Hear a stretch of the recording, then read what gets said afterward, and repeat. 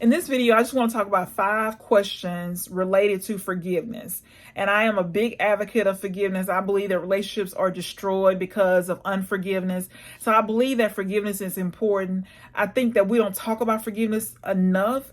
And it's probably because we're mad. Walk around upset. We let things fester beneath the surface. But we've got to spend time making sure that we forgiving people, that we are forgiving people because we want to be forgiven. And so these are just 5 questions to just think about as far as forgiveness is concerned. Just kind of think about how you can apply these to your life. So the number 1 is, when did this particular event happen? So if you've had something happen and you don't know if you've forgiven, or you haven't forgiven, when did this event happen? So this thing that you're mad about, did it happen a week ago? Did it happen a month ago? Did it happen a year ago? Was it 10 years ago? When did this thing happen? What started all of this that has you upset, has you where you're harboring unforgiveness, you're ruminating, you're thinking about over and over again whatever it is that happened, how this person hurt you. So when did it happen? Write down, when did it happen? Was it a year ago, 10 years ago? When did it happen? How long has it been? It's super important to know how long it's been. Number 2 is, what do you want to see happen? So we have these expectations, these unrealistic expectations about what we want to see happen. But we got to be honest with ourselves. What do we hope to see happen? And then probably a better question is, what if it doesn't happen? So what do we want to see happen? That's number 2.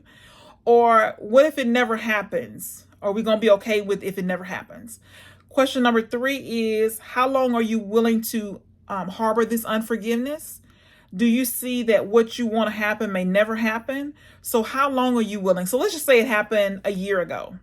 So it's happened a year ago. You're still mad about it a year later. So are you willing to let another year go by and be upset and angry about this thing that happened? So you're willing to commit 2 years of your life to something that you cannot change. You cannot make this person be sorry. You don't even know if you'll be okay if they said they were sorry. So are you willing to commit more of your life, more of your precious moments to this thing that happened? Or are you willing to let it go?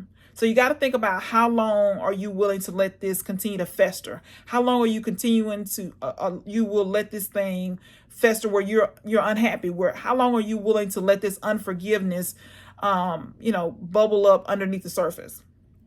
Number 4 is, what part did you play? I think it's probably the most important question. Is, we are quick to blame other people, and we don't look at the part that we play, and we always play a part. There's typically something that we've done. There's typically some part that we've played. It may be attitude. It may be nonverbal communication. It could be so many different things, but we played a part. We got to look at the part that we played. And in very rare circumstances, we didn't play, there was nothing we could do, but we got to look at our reaction to the situation. So think about, if you don't have a part to take as far as blame is concerned, you got to look at what was your what is your reaction? What could be a better reaction than what you're currently doing?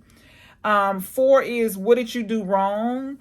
So it's kind of similar to the last question, is, did you do anything wrong as far as this is concerned, this situation is concerned? And if you didn't do anything initially, when the initial situation that you're harboring is unforgiveness that caused you to be hurt, have you done anything wrong after the fact? Have you made the situation worse? Have you, added insult to injury?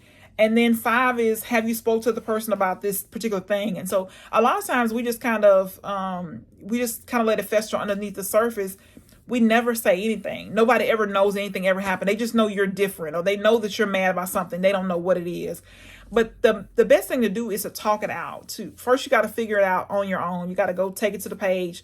You got to figure out, exactly what happened, what part that you played. You got to look at, why are you angry? What do you hope to happen? You got to do some work on your own first. You got to process how you feel. It's very important that you kind of do this beforehand. You don't want to do this. You don't want to process it while you're there with them. You want to kind of know what you're going to say, how you feel, and all that before you go and talk to them. What are you expecting to happen? Because a lot of times we're expecting something to happen that's never going to happen. How many times have you thought about whatever this event is? And this is really how you can really tell how much time you're wasting, how much time you're losing, how much of your precious life that you're wasting thinking about this. So how much time are you thinking about? So do you say, I think about this 1 time a day, 10 times a day, 3 times a day, once a week? whatever it is, think about how much time you're taking thinking about this particular thing. What what have they done the last minute, day, month, or year? And so it's important that we think about, at this point, we got to make sure that we are being mature about this. We got to make sure that we're looking at this thing from an objective viewpoint. And we got to make sure that we are willing to, if all else fails, that we're willing to let things go. We got to make sure that we don't just keep holding on to this.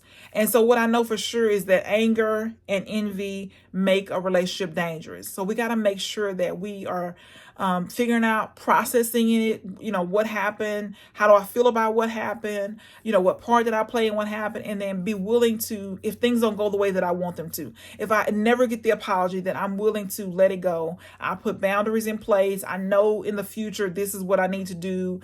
So you have some things in place, and then you gotta be willing to let it go. That's just the bottom line. So these are just 5 questions about forgiveness. I hope that they'll help you to let it go.